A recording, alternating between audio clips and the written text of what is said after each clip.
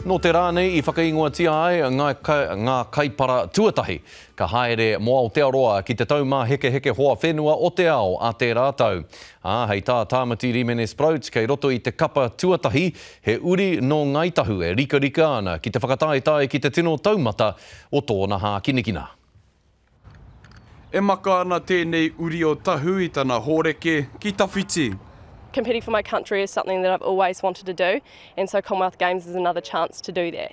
Kua whakaingoatia Holly Robinson ki te kapa o Aotearoa mo ngā taumā heke hoa whenua, ka tū ki ahi trairia hei te tau e tū mai nei. Rua te kaumārua noi ho te pakeke, engari kua taunga ke ia ki tēnei ao, I tana riro metera hiriwa I te whakataetai hōreke o te ao, I ngā taumā heke haua o te ao anō hoki.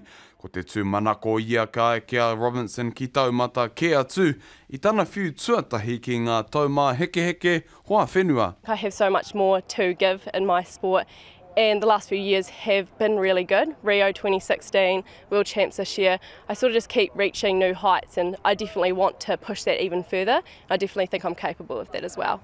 No te uru ngā tū o ngā hā kina haua hou ki nei taumā heke hoa whenua, e whakapaiti ana koe nei ngā taumā heke hoa whenua, nui rawa atu.